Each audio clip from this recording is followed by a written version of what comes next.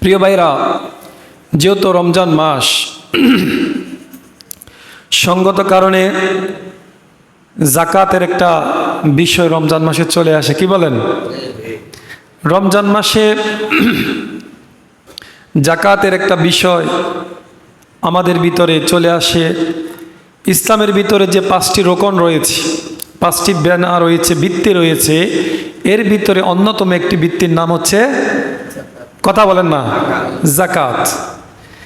নামাজ যেভাবে ফরজ, নামাজ পড়তেই হবে, রোজা রাখা যেভাবে ফরজ, রোজা রাখতেই হবে, ঠিক তেমনিভাবে আল্লাহ সুবহানাহু ওয়া তাআলা যারা ধনী রয়েছে, যাদের সম্পদ রয়েছে, যাদের অর্থকরী রয়েছে, নামাজ রোজা যেভাবে ফরজ, তাদের উপরে আল্লাহর রাস্তায় মানুষকে জাকাত দেওয়া ফরজ। সুবহানাল্লাহ বলি। তাহলে জাকাতকে কোনোভাবে ছোট করে দেখার কোনো সুযোগ আছে? কথা বলেন।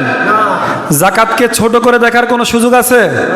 যেখানে আল্লাহ সুবহানাহু ওয়া তাআলা কোরআনের যেখানেই নামাজের কথা বলেছেন আকিমুস সালাহ, সেখানে সাথে সাথে বলেছেন ওয়া আতুজ যাকাত। সুবহানাল্লাহ বলি। আল্লাহ সুবহানাহু ওয়া তাআলা যেখানেই নামাজের কথা বলেছেন, সাথে সাথেই প্রায় কোরআনুল কারীমের 80টিরও বেশি জায়গায় যেখানে সলাতের কথা বলেছেন, যেখানে নামাজের কথা বলেছেন, সাথে সাথে আল্লাহ সুবহানাহু ওয়া তাআলা জাকাতের কথা বলেছেন। সুবহানাল্লাহ। তাহলে এটা কি কোনো অংশে নামাজ রোজার চেয়ে কম? কথা বলেন না। জাকাত কি কোনো অংশে নামাজ এবং রোজার থেকে কম? কখনোই কম নয়। নামাজ যেভাবে ফরজ, রোজা যেভাবে ফরজ, ঠিক তেমনিভাবে সমানে সমান জাকাত, ধনীদেরকে জাকাত আদায় করা ফরজ। সুবহানাল্লাহ বলি। আল্লাহ সুবহানাহু ওয়া তাআলা এই যে জাকাত আমাদেরকে দিয়েছেন জাকাত আদায় করার জন্য, আজকে জাকাত কাকে বলে সেটা আমাদেরকে বোঝা দরকার। আজকে আমরা না বোঝার কারণে জাকাত সম্পর্কে আমরা মনে করছি যে আমার মন চাচ্ছে ভালো লাগলে দান করলাম তো করলাম না, মন চাচ্ছে দান করলাম, মন চাচ্ছে দান করলাম না, আমার স্বেচ্ছাচারিতা, আমার ইচ্ছা মতে আমি যেভাবে মন চাই এইভাবে করব। এটার নাম কি জাকাত? প্রিয় ভাইরা, জাকাত শব্দের অর্থ হচ্ছে বৃদ্ধি পাওয়া। সুবহানাল্লাহ বলেন না। জাকাত শব্দের অর্থ হচ্ছে পরিচ্ছন্ন হওয়া। জাকাত শব্দের অর্থ হচ্ছে পরিষ্কার হওয়া। ইবাদত 2 প্রকার। কয় প্রকার? এক প্রকার ইবাদতের নাম হচ্ছে ইবাদতে বাদানি, যেটা আমরা শরীর দিয়ে করি, যেমন আমরা নামাজ পড়ি, রোজা করি। আরেক প্রকার ইবাদতের নাম হচ্ছে ইবাদতে মালি, যেটা সম্পদ দিয়ে আপনি ইবাদত করেন। সুবহানাল্লাহ বলেন। ইবাদতে বাদানি হচ্ছে যে ইবাদতগুলো আমি আমার শরীরের কুসরত, শরীরের পরিশ্রম দিয়ে যে ইবাদতগুলো করি, এই ইবাদতগুলোকে আমাকে শারীরিক ইবাদত, ইবাদতে বাদানি বলা হয়। আর ইবাদতে মালি হচ্ছে যে ইবাদতে সম্পদ খরচ হবে, আপনার অর্থকরী খরচ হবে, ওই ইবাদতগুলোকে বলা হয় ইবাদতে মালি, অর্থাৎ সম্পত্তির ইবাদত। ওই সম্পত্তির ইবাদতের ভিতরে অন্যতম একটি ইবাদতের নাম হচ্ছে জাকাত। তাহলে জাকাত শব্দের অর্থ কি বুঝলাম আমরা? জাকাত শব্দের অর্থ পরিচ্ছন্ন হওয়া, বৃদ্ধি পাওয়া, পরিষ্কার হওয়া। কি পরিষ্কার হবে? আপনার সম্পদের ভিতরে আল্লাহ সুবহানাহু ওয়া তাআলা আপনাকে যে সম্পদ দিয়েছেন, এখানে যদি আপনি নেশাব পরিমাণ সম্পত্তির মালিক হন, তাহলে আপনার সম্পত্তির 2.5% আল্লাহর হস্তে, আল্লাহর রাস্তায়, আল্লাহর দেখানো পথে যে 8টি খাত নির্ধারণ করে দিয়েছে, ওই 8টি খাতে বরাবরভাবে দিয়ে দেওয়াই আপনার সম্পত্তিটাকে আল্লাহ সুবহানাহু ওয়া তাআলা পরিষ্কার করে দিবে। সুবহানাল্লাহ। তাহলে আমাদের সম্পদকে পরিষ্কার করা দরকার আছে না নাই? এখন আমি আপনি যদি মনে করি যে জাকাত দেয়া মানে জরিমানা, এখন কেউ যদি মনে করে জাকাত দেয়া মানে কি জরিমানা, তাহলে রাসূল বলেছেন আজ যাকাতু মাগরামান। কেউ যদি মনে করে কেন আমি জাকাত দেব, এই চিন্তা চেতনা যদি কেউ করে, রাসূল সাল্লাল্লাহু আলাইহি সাল্লাম বলেছেন আজ যাকাতু মাগরামান। কিয়ামতের আগে কিছু মানুষ হবে, যে মানুষগুলোর কাছে যখন জাকাতের জন্য মানুষগুলোকে বলা হবে অর্থ করি তার এত বেশি, এত সম্পদের মালিক সে হয়েছে, তার উপরে জাকাতকে আল্লাহ ফরজ করেছেন, ওই মানুষটা তার বেশি সম্পত্তি, ওই সম্পত্তির জাকাত সে দিতে রাজি হবে না। তখন সে জাকাত দিতে রাজি না হয়ে সে মনে করবে আমার লক্ষ লক্ষ টাকা, আমার কোটি কোটি টাকা, এই টাকার যদি আমি জাকাত দিতে যাই তাহলে আমার লক্ষ লক্ষ টাকা চলে যাবে। এই জাকাত দেয়াকে মানুষ জরিমানা মনে করবে। রসুল বলেছেন কিয়ামতের আগে কিছু মানুষ আসবে, এই মানুষগুলো জাকাত দেয়াকে জরিমানা মনে করবে। নাউজুবিল্লাহ বলি। তাহলে জাকাত দেয়া কি জরিমানা নাকি? আরে ভাই, জাকাত দেয়া তো জরিমানা নয়। আল্লাহ সুবহানাহু ওয়া তাআলা সূরা রুম 39 নং আয়াতে বলছেন, ওমা আতাইতুম মিন যাকাতিন তুরিদুনা ওয়াজহাল্লাহ, যে আল্লাহর সন্তুষ্টির জন্য জাকাত দিবে, আল্লাহ সুবহানাহু ওয়া তাআলা কি বলছেন? ফাউলাইকা হুমুল মুদিফুন। কেউ যদি আল্লাহর সন্তুষ্টির জন্য জাকাত দেয়, তখন আল্লাহ সুবহানাহু ওয়া তাআলা তার সম্পত্তিকে বৃদ্ধি করে দেয়। সুবহানাল্লাহ। তাহলে আমাদের সম্পত্তিগুলো বৃদ্ধি হোক, আমরা কি চাই কি চাই না? কথা বলেন না। আমাদের সম্পত্তি বৃদ্ধি হোক, আমাদের সম্পত্তি পরিষ্কার হোক, আমাদের সম্পত্তি পরিচ্ছন্ন হোক, এটাকে আমরা চাই কি চাই না? তাহলে আমাদেরকে জাকাত দেয়া লাগবে কি লাগবে না? প্রিয় ভাইরা আমার, যদি আপনি জাকাত দেয়াকে জরিমানা মনে করেন, যদি আপনি জাকাত দেয়াকে আপনার লস মনে করেন, যদি আপনি জাকাত দেয়াকে জরিমানা, লস অথবা আপনার লোকসান মনে করেন, তাহলে রাসূলুল্লাহ সাল্লাল্লাহু আলাইহি সাল্লাম যে বলছেন জাকাত দেয়াকে যারা জরিমানা মনে করবে তারা কি আর মুসলমান থাকবে? আরে কথা কন নাকি? জাকাত দেয়াকে যারা জরিমানা মনে করবে তারা তো মুসলমান থাকতে পারে না। কারণ আল্লাহ সুবহানাহু ওয়া তাআলা নামাজকে যেভাবে ফরজ করেছেন, রোজাকে যেভাবে ফরজ করেছেন, ঠিক তেমনি ভাবে একইভাবে আল্লাহ সুবহানাহু ওয়া তাআলা যাকাতকেও ফরজ করেছেন। এখন আপনি নামাজ পড়লেন, রোজা রাখলেন, আপনি ইসলামের অন্য অন্য ইবাদতগুলো ঠিক করলেন, কিন্তু আপনার উপর যে যাকাত ফরজ হয়েছে, ওই যাকাত ফরজ ইবাদত আপনি করতে রাজি হলেন না, তাহলে কিছু মানলেন কিছু মানলেন না, আপনি কি প্রকৃত মুসলমান হতে পারবেন? না। আরে ভাই কথা কন না। যদি কিছু মানেন, আফাতুমিনুনা বিবাদিল কিতাবি ওয়া তাকফুরুনা বিবাদ, কিছু মানুষ আছে তারা কোরআনের কিছু অংশ মানবে আর কিছু অংশ ছেড়ে দিবে। আল্লাহ সুবহানাহু ওয়া তাআলা বলেছেন ওই মানুষগুলো প্রকৃত ঈমানদার নয়। আপনি তখনই প্রকৃত ঈমানদার হতে পারবেন। আল্লাহ সুবহানাহু ওয়া তাআলা যতগুলো কাজ করতে আপনাকে বলেছেন, যে যে ইবাদতের জন্য আপনাকে আদেশ করেছেন, যে যে কাজ থেকে আপনাকে নিষেধ করেছেন, ওই কাজগুলো করা আর নিষেধগুলো ছেড়ে দেওয়ার নাম হচ্ছে প্রকৃত মুমিন। সুবহানাল্লাহ। তাহলে এই যাকাত কি আমাদের উপর জরিমানা, নাকি এটা আমাদের সম্পদ পরিচ্ছন্ন করার সবচেয়ে বড় উত্তম মাধ্যম? সবচেয়ে বড় উত্তম মাধ্যম হচ্ছে এই যাকাত। যদি আপনি যাকাত না দেন, তাহলে আপনার সম্পত্তি কোনোদিন পরিচ্ছন্ন হবে না। আর সম্পদ পরিচ্ছন্ন করার একমাত্র, কেবলমাত্র, শুধুমাত্র একমাত্র উপায় হচ্ছে যাকাত। সুবহানাল্লাহ।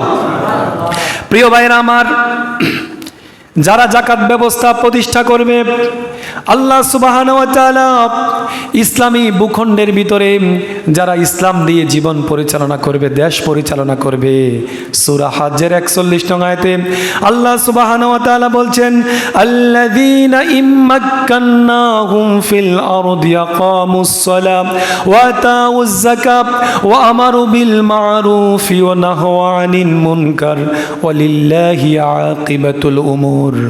যারা ইসলামী রাষ্ট্র প্রতিষ্ঠা করে, যারা সমাজের ভিতরে, রাষ্ট্রের ভিতরে ইসলাম দিয়ে দেশ পরিচালনা করে, আল্লাহ সুবহানাহু ওয়া তাআলা তাদেরকে সর্বপ্রথম যে কাজটি দিয়েছেন, এক নাম্বার কর্মসূচি হচ্ছে ওই সমাজের ভিতরে, ওই রাষ্ট্রের ভিতরে নামাজ কায়েম করা লাগবে।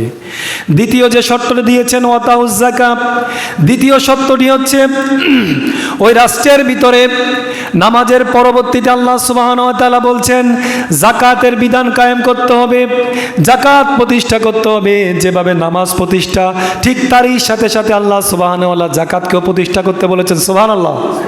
তাহলে নামাজের পরে কি? আরে কথা কন না, নামাজের পরে কি? এখন আজকে যারা শুধু নামাজ পড়ে, যারা শুধু রোজা রাখে, নামাজ পড়ে আর রোজা রাখে, যাকাত দেয় না, তারা কি প্রকৃত মুসলমান হতে পেরেছে? আরে কথা বললেন না কেন? যারা নামাজ পড়ে, রোজা রাখে, কিন্তু যাকাত দেয় না, তারা আদৌ কখনো প্রকৃত মুসলমান হতে পারবে?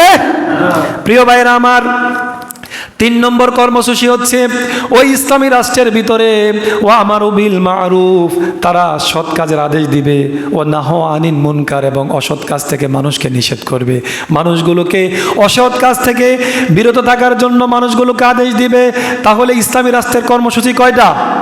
কথা বলেন কয়টা? 1 নাম্বার হচ্ছে নামাজ কায়েম করা, দ্বিতীয়ত হচ্ছে যাকাত কায়েম করা, 3 নাম্বার হচ্ছে সৎ কাজের আদেশ, সৎ কাজের পরিচর্যা বাড়ানো, আর 4 নাম্বার কাজ হচ্ছে অসৎ কাজ থেকে, মন্দ কাজ থেকে মানুষকে বিরত রাখা। সুবহানাল্লাহ বলে সবাই। প্রিয় ভাইয়েরা আমার, তাহলে আমরা বুঝলাম, যেখানে আল্লাহ সুবহানাহু ওয়া তাআলা নামাজের কথা বলেছেন, সাথে সাথেই যাকাতের কথা বলেছেন।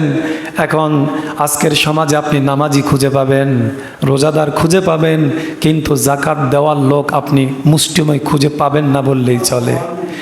হাজার হাজার লক্ষ লক্ষ কোটি কোটি মানুষ রয়েছে যাদের উপরে যাকাত ফরজ, অথচ ওই মানুষগুলো যাকাত দেয়াকে জরিমানা মনে করে যাকাতের টাকা মানুষকে দেয় না, গরিবকে দেয় না। তাহলে যারা যাকাত দিতে রাজি হয় না, যারা যাকাত দেয়াকে সম্পদের লোকসান মনে করে, এই জন্য আমরা দেখি মাঝে মধ্যে ঢাকা শহরে অথবা বড় বড় বিভাগীয় শহরে মাঝে মধ্যে দেখবেন বড় বড় ইন্ডাস্ট্রিগুলো জ্বলে পড়ে আগুনের ছাই হয়ে যায়, বড় বড় ইন্ডাস্ট্রি জ্বলে যায়, বড় বড় ধ্বংস হয়ে যায়। কেন হয় এগুলোতে? এই কারণেই, কারণ এখানে তো শুধু একজনের সম্পদ নয়। আপনি হয়তো মনে করছেন আপনার 2 কোটি, 2.5 কোটি, 5 কোটি টাকা যাকাত এসেছে। আপনি মনে করছেন যদি আমি 5 কোটি টাকা যাকাত দিয়ে দেই তাহলে তো আমার সম্পদ অনেক কমে যাবে।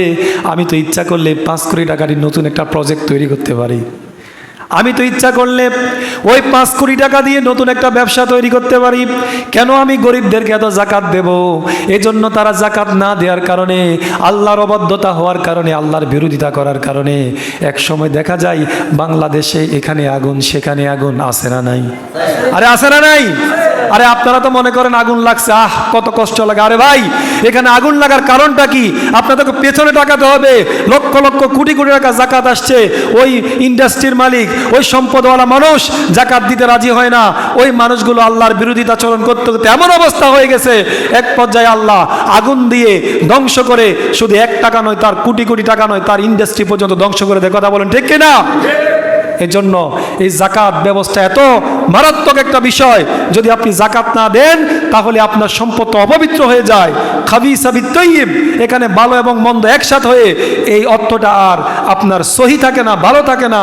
এই অর্থ করে আপনি ব্যবহার করে যত ইবাদত করবেন, কোনো ইবাদত কবুল হবে না। প্রিয় ভাইরা আমার, এখন আপনি যাকাত দিবেন কাকে? আপনার মন চেয়েছে আপনি যাকে ভালো লাগে তাকে যাকাত দিতে পারবেন না। যাকাত দেওয়ার জন্য আল্লাহ সুবহানাহু ওয়া তাআলা এই কোরআনের ভিতরে নির্দিষ্ট করে একটা খাত দেখিয়েছেন। জানেন কিনা কয়টা খাত? যাকাতের কয়টা খাত জানেন? 8টি খাত। কয়টি? কথা বলেন। যাকাতের খাত কয়টি? আল্লাহ সুবহানাহু ওয়া তাআলা সূরা তাওবার 60 নম্বর আয়াতের ভিতরে বলছেন, আপনি কাকে যাকাত দিতে পারবেন, আপনি যাকাত দিবেন কাকে আর দিবেন না কাকে, আপনাকে ক্লিয়ার হতে হবে। আপনার মন যাকে চাই তাকে যাকাত দিতে পারবেন না। আপনার মন যেভাবে চায় আপনি সেভাবে যাকাত দিতে পারবেন না। আল্লাহ সুবহানাহু ওয়া তাআলা বলছেন, ইন্নামাস সাদাকাতু লিল ফুকারাই ওয়াল মাসাকিন ওয়াল আমিলিনা আলাইহা। প্রথম 3 জনের নাম হচ্ছে যারা হচ্ছে ফকির। 1 নাম্বার হচ্ছে ফকিরদেরকে যাকাত দিতে হবে। দ্বিতীয়ত হচ্ছে ওয়াল মাসাকিন, যারা মিসকিন তাদেরকে যাকাত দিতে হবে। ওয়াল আমিলিনা আলাইহা, যাকাত যারা কালেকশন করে ইসলামী রাষ্ট্রে, ওই যাকাত কালেকশনকারী কর্মচারীকে যাকাত থেকে অর্থ দেয়া যাবে। ওয়াল মুআল্লাফাতি কুলুবুহুম, কোন নতুন মানুষকে ইসলামের দিকে আকৃষ্ট করার জন্য, মুসলিম হতে পারে অথবা কোনো ইহুদি খ্রিস্টান অথবা কোনো বিধর্মীকে ইসলামের দিকে আকর্ষণ করার জন্য যাকাত দেয়া যাবে। আর 5 নাম্বার হচ্ছে অফির রিকাব, যদি আপনি দাস থাকে কোনো সমাজে দাস, ওই দাসগুলোকে মুক্ত করার জন্য, মানুষের করায়ত্ব থেকে মানুষগুলোকে মুক্ত করার জন্য যাকাতের টাকা ব্যবহার করা যাবে। ওয়াল গারিমিনা, আপনার সমাজে যদি এমন কোনো মানুষ থাকে যারা হচ্ছে ঋণগ্রস্ত, ওই মানুষটা এত ঋণে জর্জরিত, ঋণ থেকে উদ্ধার হতে পারছে না, আপনি যদি চান আপনার টাকা থেকে ওই ঋণগ্রস্ত ব্যক্তিকে আপনি কিছু যাকাতের টাকা দিয়ে তাকে ঋণ মুক্তি করতে পারেন, সুযোগ আছে। ওয়া ইবনে সাবিল ওয়া ফি সাবিলিল্লাহ। আর 7 নাম্বার হচ্ছে আল্লাহর রাস্তায় যাকাত প্রদান করা। যদি আপনি সবচেয়ে উত্তম হয় যদি যারা আল্লাহর জন্য সংগ্রাম করেন, যারা আল্লাহর জন্য জিহাদ করে, আল্লাহর জন্য জীবন উৎসর্গ করে, ওই মানুষগুলোকে আপনি যাকাতের অর্থ থেকে দিতে পারবেন। আর 8 নাম্বার হচ্ছে ওয়া ইবনে সাবিল, এবং মুসাফির যারা এখান থেকে ওখানে রওনা হয়েছে, মাঝখানে তার কাছে কোনো অর্থ করি নেই, ওই মানুষগুলোকে যাকাতের অর্থ থেকে যাকাত দিতে পারবেন। ফারিদাতুম মিনাল্লাহ, এটা হচ্ছে আল্লাহর পক্ষ থেকে নির্ধারিত ফরজ। এই 8 প্রকার মানুষ ছাড়া আপনি অন্য কাউকে আর যাকাতের টাকা দিতে পারবেন ক্লিয়ার? তাহলে 8 প্রকার কে কে? 1 নাম্বার হচ্ছে ফকির, দ্বিতীয়ত হচ্ছে মিসকিন, 3 নাম্বার হচ্ছে যারা জাকাত কালেকশন করে তাদেরকে, 4 নাম্বার হচ্ছে নৌ মুসলিম অথবা ইসলামের দিকে আকর্ষণ করার জন্য, আর 5 নাম্বার হচ্ছে দাস মুক্তি করার জন্য, আর 6 নাম্বার হচ্ছে ঋণ থেকে উদ্ধার করার জন্য, 7 নাম্বার হচ্ছে আল্লাহর পথে জিহাদের পথে যারা কাজ করে সংগ্রাম করে তাদেরকে জাকাতের টাকা দেওয়া যাবে, আর 8 নাম্বার হচ্ছে যারা মুসাফির তাদেরকে জাকাতের টাকা দেওয়া যাবে। সুবহানাল্লাহ বলি না সবাই? তাহলে এই 8 শ্রেণীর মানুষ আমাদের সমাজে আছে না নাই? কথা বলেন না? এখানে কয়েকটা পয়েন্ট বাদ যাবে, তবে বিশেষ করে ফকির, মিসকিন এবং জিহাদের পথে এই 3টা পয়েন্ট মনে রাখবেন। একটা হচ্ছে লিল ফুকারাই ওয়াল মাসাকিন, 1 নাম্বার হচ্ছে ফকির, আর হচ্ছে যারা মিসকিন, ফকির মিসকিন এখন ফি সাবিলিল্লাহ, আর 3 নাম্বার আরেকটা হচ্ছে যারা আল্লাহর পথে সংগ্রাম করে, জিহাদ করে, যারা আল্লাহর জমিনে আল্লাহর দ্বীনকে বাস্তবায়ন করার জন্য কাজ করে, এই মানুষগুলোকেও আপনি জাকাতের টাকা দিতে পারবেন ইনশাআল্লাহ। প্রিয় ভাইয়েরা আমার, যদি আপনি জাকাতের টাকাগুলো সুস্থভাবে আমরা আজকে দেই, তাহলে আমাদের সমাজে দরিদ্র না নাই বললেই হয়। যদি আজকে জাকাতের টাকাটা সুস্থভাবে দেয়া যেত, যদি জাকাতটা সুস্থভাবে দেয়া হতো, তাহলে গরিব থাকতো। প্রিয় ভাইয়েরা আমার, আজকে যাদের 5 লক্ষ টাকা 10 লক্ষ টাকা রয়েছে, ওই মানুষগুলো তার টাকাটাকে বরাবর গনে গনে হিসাব করে করে জাকাতটা ঠিকই দিয়ে দেয়। কিন্তু যখন এই জাকাতের পরিমাণটা 2 কোটি 3 কোটি হয়ে যায়, যখন এই জাকাতের পরিমাণটা আপনার 5 কোটি টাকা ছেড়ে যায়, তখন যে ব্যক্তি জাকাত দিতে যায় ওই ব্যক্তির মনের ভিতরে একটু খটকা তৈরি হয়, মনের ভিতরে একটু খটকা তৈরি হয়। সে বলে, যদি আজকে আমি 5 কোটি টাকা জাকাত দেই, তাহলে আমার সম্পদের বিশাল একটা অংশ চলে যাবে। এই কথা চিন্তা করে আর সে জাকাতের টাকা দিতে চায় না। অথচ যখন তার উপরে 5 লক্ষ টাকা 10 লক্ষ টাকা ছিল, তখন ঠিকই কিন্তু সে জাকাতটা দিয়ে দিয়েছে। এখন আপনি আজকে যে 5 কোটি টাকা জাকাত দেওয়ার উপযুক্ত হলেন, আপনি যখন পৃথিবীতে এসেছেন, আপনি আপনার সাথে যে জামাটা আজকে গায়ে দেন, এই জামাটাও তো আপনি নিয়ে আসতে পারেননি।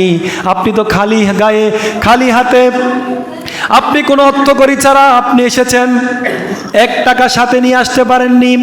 আপনি উলঙ্গ অবস্থায় দুনিয়াতে আসছেন, অথচ আল্লাহ সুবহানাহু ওয়া তাআলা আপনাকে লক্ষ লক্ষ কোটি কোটি মিলিনিয়ার বিলিনিয়ার বানিয়েছে। এখন আল্লাহ আপনাকে দিয়েছে, আপনি খরচ করবেন আল্লাহর জন্য। আপনার মনের ভিতরে যে আজকে খটকা তৈরি হলো, ও বন্ধু, এই সম্পদ আপনি কার জন্য রেখে যাবেন? আপনি যখন মরে যাবেন, এই সম্পদ আপনি কার জন্য রেখে যাবেন? দুনিয়াতে আপনি যতদিন আছেন এই সম্পদের মালিক আপনি। আমরা কিছুদিন আগে দেখেছি, ঢাকা শহরে বড় বিশাল প্লটের মালিক, কোটি কোটি টাকার মালিক, তার 3টি সন্তান রয়েছে। সে যখন মারা গেল, মারা যাওয়ার পরে তার সন্তানেরা তার লাশটাকে দাফন করতে দিচ্ছে না। দাফন করার আগে তার প্রিজন ভ্যান থেকে, সে এখনো প্রিজন ভ্যানের ভিতর রয়েছে, আর এক সন্তান দলিল তৈরি করে এনে ওই মৃত বাবাকে, অ্যাডভোকেট এনে মৃত বাবাকে ওই আপনার মরা অবস্থায় হাতের টিপ সই দিয়ে তার থেকে বাড়িটা নিয়ে গেছে। ওই সন্তান একজন বলছে ব্যাংকের টাকাগুলো আমি নেব, আরেকজন বলে ওই জায়গাটা আমি নেব, একজন বলে ওই প্লটটা আমি নেব। এই নিয়ে কারাকারি মারামারি করতে করতে ওই ব্যক্তি কোটি কোটি টাকার মালিক, ওই ব্যক্তি 3 দিন পর্যন্ত শুটকির মতো মরা অবস্থায় প্রিজন ভ্যানের মধ্যে পড়েছিল। 3 দিন পরে গিয়ে তার জানাজা হয়েছে। নাউজুবিল্লাহ বলেন সবাই। ঢাকা শহরে এমন এমন জায়গা আছে, সন্তানরা বলে আমার আব্বা যেহেতু আমাদেরকে জায়গা দিয়েছে, আমার বাবাকে যদি এখানে দাপন করি, তাহলে আজকে যদি আমার আব্বাকে এখানে দাপন করি, যদি এটাকে গোরস্থান হিসেবে মানুষ বলে পেলে, তাহলে এই জায়গার দাম কমে যাবে। এই জন্য আমার আব্বাকে এখানে দাপন করা যাবে না, আমার আব্বাকে ওই গণকবরস্থানে কোথাও দিয়ে দাও, এখানে মাটি দেওয়া যাবে না। নাউজুবিল্লাহ বলি সবাই। আপনি সারাটা জীবন কষ্ট করে, সারাটা জীবন পরিশ্রম করে যে আজকে সম্পদ কামালেন, মরার পরে যদি আপনি চান ঢাকা শহরের সবচাইতে ভালো ভিআইপি জায়গা বনানী, সবচাইতে ভিআইপি জায়গা গুলশান, আপনি যদি আপনার সন্তানকে বলে যান, ও সন্তানেরা শোনো, আমি লক্ষ লক্ষ কোটি কোটি টাকা দিয়ে এই জমিগুলো কিনেছি, আমি মরে যাওয়ার পরে এই আমাদের বড় প্লটটার পাশে আমার কবর দিও, আপনার সন্তানরা আপনাকে ওই বড় প্লটের পাশে কবর দিতে রাজি হবে না। ওরা বলবে যদি আমার বাবাকে এখানে কবর দেই তাহলে আমাদের এই প্রপার্টি, আমাদের এই প্লটের জায়গার দাম কমে যাবে, এই জন্য আপনার সন্তানেরা আপনাকে ওই প্লটের পাশে মাটি দিতে রাজি হবে না।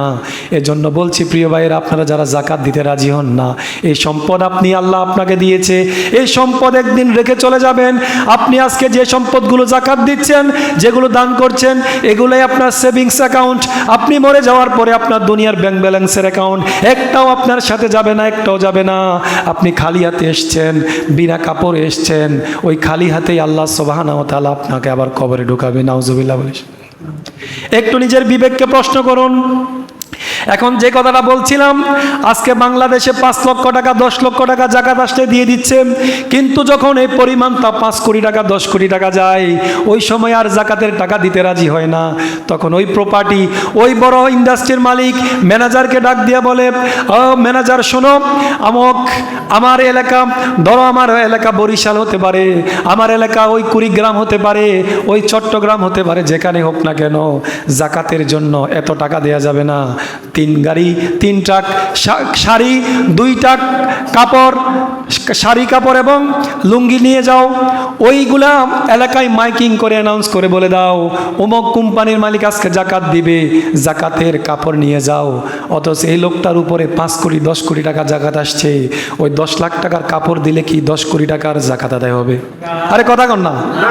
আরে 5 কোটি টাকা 10 কোটি টাকা যে ব্যক্তির জাকাত আসছে, ওই 5 লক্ষ টাকার কাপড় ওই উত্তরবঙ্গে পাঠিয়ে দিল, ওই সে দক্ষিণবঙ্গে পাঠিয়ে দিল, এই 5 লক্ষ টাকা 10 লক্ষ টাকার কাপড় সে যদি জাকাতের নামে দেয়, তার কি জাকাত আদায় হয়ে যাবে?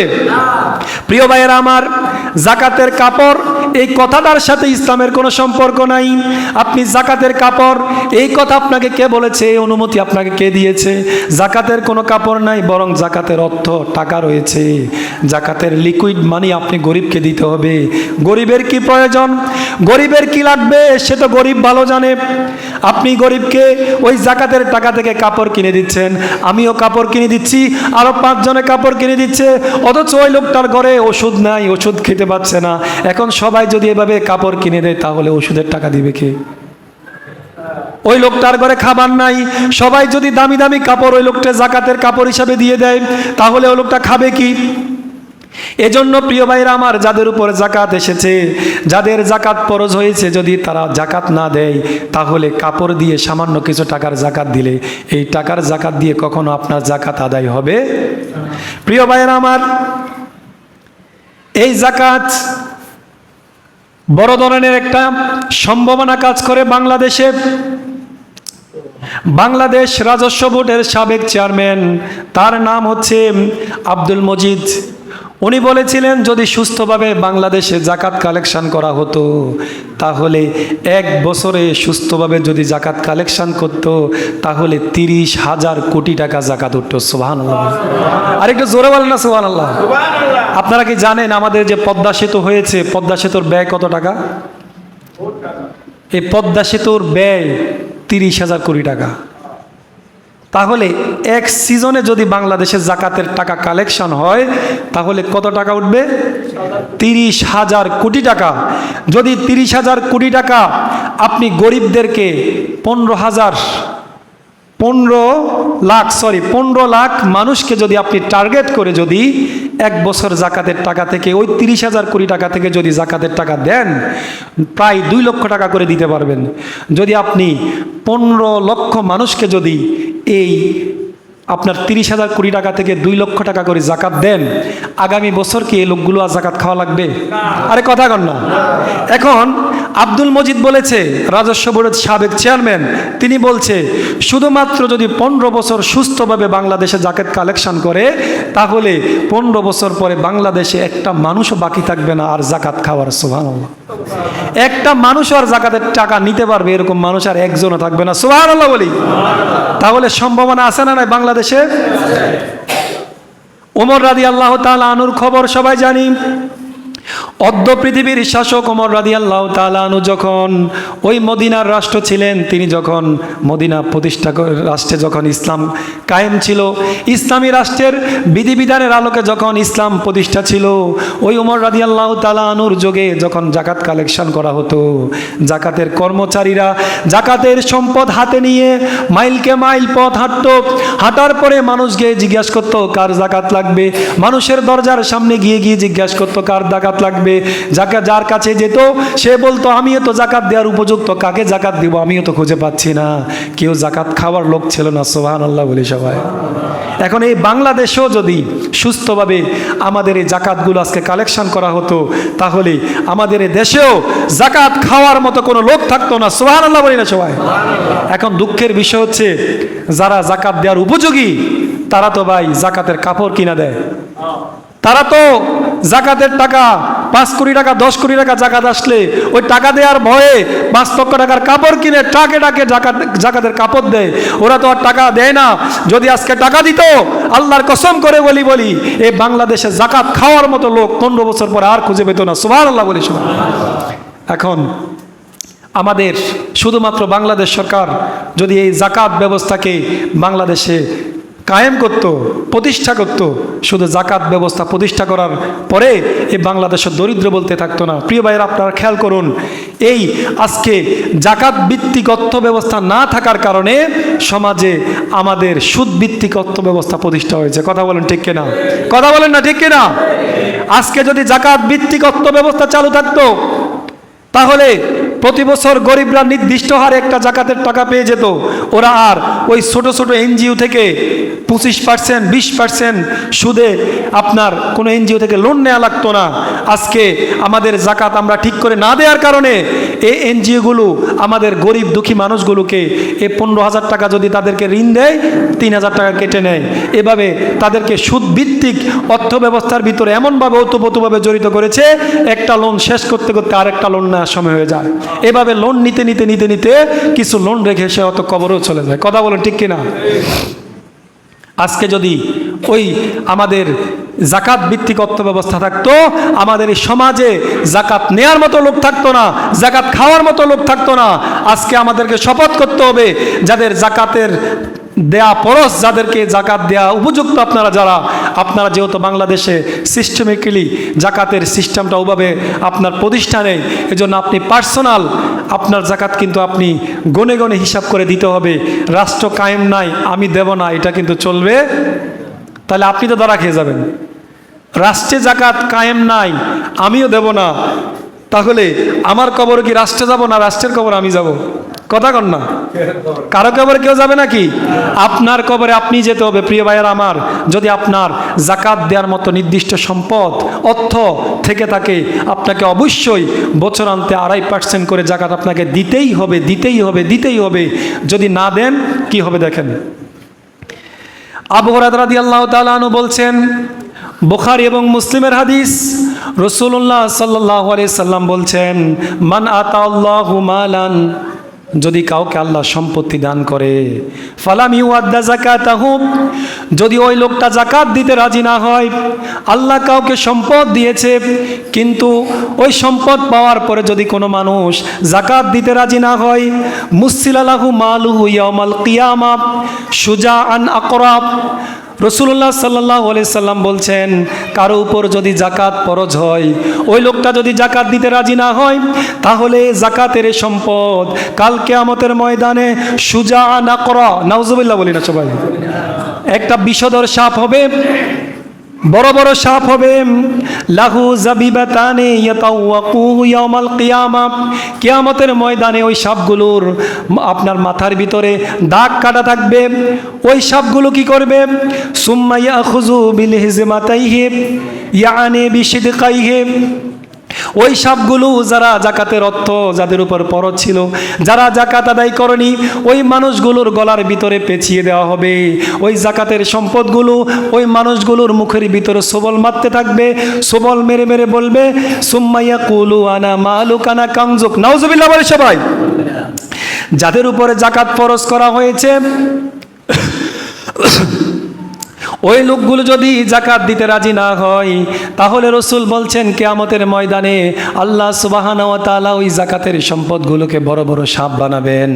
আর বড় বড় সাপ হওয়ার পরে ওই জাকাতের সম্পদগুলো ওই যে ব্যক্তি জাকাত আদায় করেনি ওই ব্যক্তির গলার ভিতরে পেঁচিয়ে দেওয়া হবে।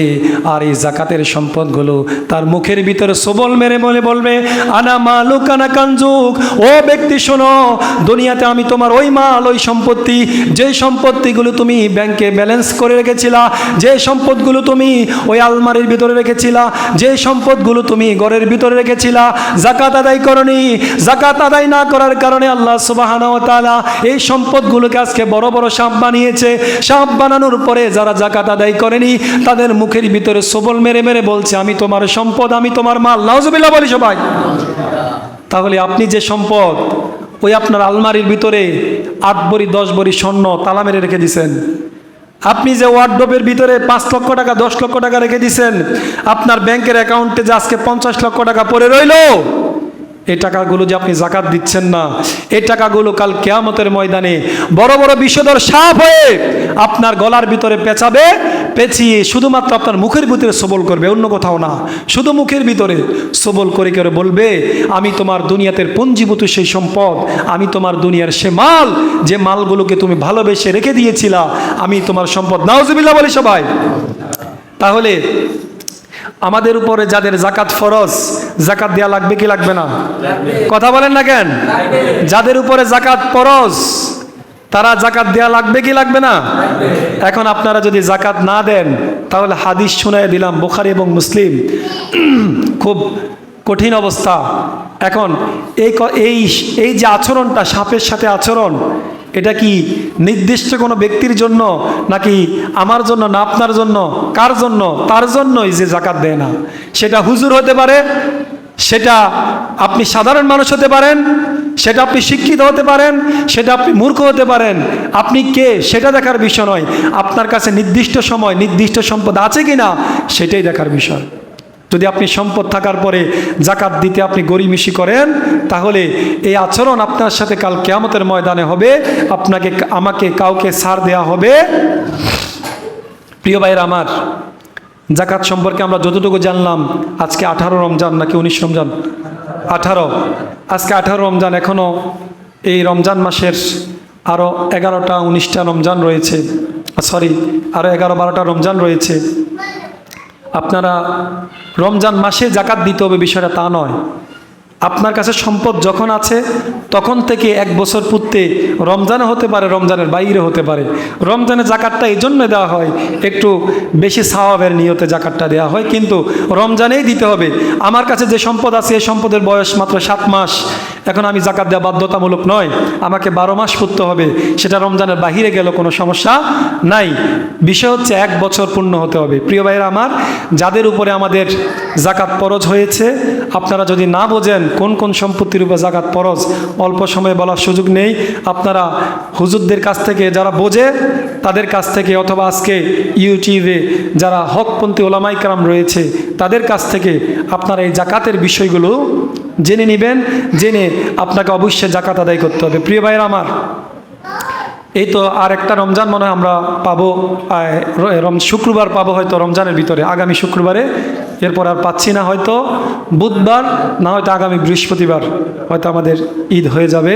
তো ইতিকাফ ইসলামের খুব গুরুত্বপূর্ণ একটি আমল। আমরা দেখেছি বাংলাদেশে বিশ্ববিখ্যাত অনেক ওলামায়ে কেরাম গত হয়ে গিয়েছে, এবং ইভেন কি এখনও আছে, যারা প্রতি রমজান মাসে শেষ দশকটা সে আল্লাহর কাবার চত্বরে কাটানোর জন্য চলে যায়। সুবহানাল্লাহ বলেন না? আমাদের আল্লামা যিনি দুনিয়া থেকে চলে গেছেন, তিনি তিনার জীবনে প্রায় 30 বছর, একটানা 30 বছর শেষ দশকে, রমজানের শেষ দশকে বাইতুল্লাহর পাশে ইতিকাফ থাকতেন। সুবহানাল্লাহ বলেন। এটা অনেক বড় একটা বিষয়। তো যারা আপনারা ইতিকাফে থাকবেন, আপনাদের জন্য স্পেশাল যে বিষয়টি, 1 নাম্বার হচ্ছে ইতিকাফ থাকলে আপনাকে আল্লাহ সুবহানাহু ওয়া তাআলা 2টি কবুল হজের সওয়াব আপনাকে আল্লাহ দান করবেন। সুবহানাল্লাহ বলেন। কেউ যদি ইতিকাফে থাকে, কবুল 2টি উমরা হজের সওয়াবও তাকে দান করা হবে। সুবহানাল্লাহ বলেন। ইভেন কি যিনি ইতিকাফে থাকবে, আমরা যারা বাইরে রয়েছি, বাইরে থাকব, তাদের লাইলাতুল কদর ছুটে যাওয়ার সম্ভাবনা আছে, কিন্তু যারা ইতিকাফে থাকবে তাদের লাইলাতুল কদর ছুটে যাওয়ার কোনো সম্ভাবনা নাই। সুবহানাল্লাহ বলেন না। একবার লাইলাতুল কদর যদি কারো জীবনে যদি নসিবে জুটে যায়, তাহলে 83 বছর সামথিং, অর্থাৎ 84 বছর একটানা নন স্টপ 24 আওয়ার্স আপনি ইবাদত করলে যে সওয়াব, আল্লাহ সুবহানাহু ওয়া তাআলা আপনার আমলনামায় 84 বছর একটানা ইবাদত করার সওয়াব দিয়ে দিবে। সুবহানাল্লাহ। তাহলে এটা শুধুমাত্র কেবলমাত্র যিনি ইতিকাফে থাকবেন তার জন্যই বেশি সুযোগটা রয়েছে। ইতিকাফে থাকা অবস্থায় তিনি যদি ঘুমাইও থাকে, তারপরও তিনার নামে সওয়াব লেখা হয়। আর সবচেয়ে বড় কথা যেটা, ইতিকাফে থাকলে ওই ব্যক্তির ইতিকাফ যদি আল্লাহ কবুল করে নেয়, একটা মায়ের গর্ভ থেকে সন্তান যেভাবে ভূমিষ্ঠ হয় নিষ্পাপ অবস্থায়, ঠিক আল্লাহ সুবহানাহু ওয়া তাআলা ইতিকাফ থাকার পরে ঈদের নামাজ পড়ে বাড়ি যাওয়ার আগে আগে তাকে নিষ্পাপ বানায় দেয়। সুবহানাল্লাহ। তাহলে ইতিকাফের গুরুত্ব আছে না নাই? সবাই বলেন আছে না নাই? ইতিকাফের জন্য শুধু মুরব্বীরাই থাকতে হবে বিষয়টা এমন নয়। ইতিকাফের জন্য বয়োবৃদ্ধ হয়ে গেছে, সে প্রস্রাব করতে গিয়ে টয়লেট করে ফেলে, আপনারা ধরে এনে তাকে ইতিকাফে দিয়ে দেন, এটা কোনো সত্য না। ইতিকাফ থাকতে হবে স্ট্রং। যারা ইতিকাফে থাকবে তারা ইবাদত করতে হবে তো ভালো মানের, সুস্থ অবস্থায়, সুস্থ দেহ নিয়ে যে কয়জন পারেন ইতিকাফে বসবেন। প্রয়োজন আপনার বাড়ি থেকে আপনার খাবার আসুক, কেউ আপনার খাবার দেওয়ার দরকার নাই, আপনার খাবার আপনি খান। আপনার বাড়ি থেকে আপনার ছেলে পেলে এসে খাবার দিয়ে যাবে, আর অন্য কারো খাবারের চিন্তা করা দরকার নাই। ইতিকাফটা করতে হবে। ইতিকাফ করলে যে আমলগুলো বললাম, আল্লাহ সুবহানাহু ওয়া তাআলা যদি একটা ইতিকাফে যদি আপনার লাইলাতুল কদর জুটে যায়, বাঁচবেন 62 বছর 65 বছর, ইবাদত পেয়ে যাবেন 84 বছরে। সুবহানাল্লাহ বলেন না। তাহলে এই সুযোগটা কেউ মিস করা দরকার নাই। যাদের সম্ভব চেষ্টা করবেন ইতিকাফটা যেন আল্লাহ সুবহানাহু ওয়া তাআলা কবুল করে। আর লাইলাতুল কদরের যে বিষয়টি, আমরা বাংলাদেশের 27শে রমাদান নির্দিষ্ট করে ফেলেছি, এটা বড় দুঃখজনক। 27শে রমজান লাইলাতুল কদর এটা কোনোভাবেই প্রুভড, প্রমাণিত নয়। আল্লাহ রসুল বলেছেন রমজানের শেষ দশকে বেজর রাত্রিতে তোমরা লাইলাতুল কদর অন্বেষণ করো। কি রাত্রি বললাম? সবাই বলেন। এখন আপনি জোর রাতও খোঁজেন, বেজর রাতও খোঁজেন, তাহলে দইব না। বলছে লাইলাতুল কদর অন্বেষণ করতে হবে রমজান মাসের শেষ দশকের বেজর রাত্রিতে। এখন আপনারা 21, 23, 25, 27, 29 এই 5 দিনের কোনো দিনকেই ছোট করে দেখার সুযোগ, আপনি শুধুমাত্র 27 তারিখকে নির্দিষ্ট করার কোনো সুযোগ। সকলকে বলছি আরেকটি কথা, রমজান মাস শেষের দিকে ইবাদত বেশি করার কথা, অথচ আমরা শেষের দিকে ইবাদত কমাই দিই। প্রথম তারাবিতে আসবেন, দেখবেন যে আপনি বাহিরেও জায়গা পাবেন না, জমিনেও জায়গা নাই। মসজিদ তো পরের কথা, বাহিরে যে বারান্দা ওখানেও জায়গা নাই। কিন্তু যখনই 15 রমজান শেষ হয়ে যায়, 20 রমজান শেষ হয়ে যায়, রসুল বলছেন রমাদানের শেষ দিকে হচ্ছে বেশি গুরুত্বপূর্ণ, কারণ ওখানে লাইলাতুল কদর আছে, কারণ ওখানে ইতিকাফ আছে, ওখানে হচ্ছে বেশি গুরুত্বপূর্ণ। আমরা বাঙালি কী করি, শুরুর দিকে একদম ইবাদত করে ফাটাই ফেলি, আর যখন 20 রমজান যায়, 21 রমজান আমি তারাবি পড়ি না, ফরজ নামাজে পড়ি না, আমার পাওয়া যায় শপিং মলে, আমি বউ নিয়ে, ছেলে নিয়ে, মেয়ে নিয়ে ওই শপিং করি, অথচ তারাবির সময় চলে যায়, এশারের জামাত চলে যায়। এই কাজগুলো করা যাবে? আরে করা যাবে এই কাজগুলো? আপনারা শেষের দিকে ইবাদত বেশি করবেন, এখন থেকে ইবাদতটা বাড়াই দেন। আগামী রমজান বাঁচবেন কিনা জানি না। আমাদের মাওলানা লুৎফুর রহমান রহিমাউল্লাহ, আল্লাহ জান্নাতবাসী করুক, মারা গিয়েছে আমাদের নোয়াখালী।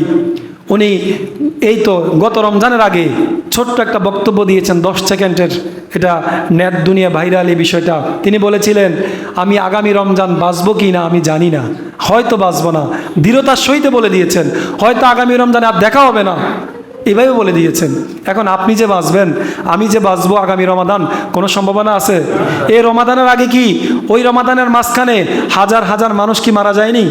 আমাদের আপনজনে তো মারা গেছে, অসংখ্য অসংখ্য আপনজন মারা গেছে। আপনাদের সবচাইতে বড় আপনি আশ্চর্যের বিষয় হচ্ছে আপনাদের জাকারিয়া, গত বছর তো ছিল রমজানে, আজকে নাই। জাকারিয়া তো হচ্ছে এই এলাকার জন্য উদাহরণ, যে যুবক বয়সও দুনিয়া থেকে চলে যেতে হবে। আপনি বৃদ্ধ 75 বছরে মরবেন, বললোটাকে? আপনি 95 বছরে মরবেন, বললোটাকে আপনারে? যে কোনো সময় মৃত্যু যুবক বোঝে না, বৃদ্ধ বোঝে না, কৈশোর বোঝে না, শিশু বোঝে না, ভূমিষ্ঠ অবস্থায় তো অনেক মানুষ মরে যায়। এই জন্য প্রিয় ভাইরা, আমার প্রত্যেককে প্রত্যেককে আরজ করছি, রমজানের শেষ সময়গুলো গুরুত্ব দিয়ে ইবাদত করুন, গুরুত্ব দিয়ে ইবাদত করুন। আল্লাহ সুবহানাহু ওয়া তাআলা আমাদের প্রত্যেককেই আজকে যে জাকাতের উপরে কথা বললাম, আমাদেরকে হিসাব করে জাকাত দিতে হবে।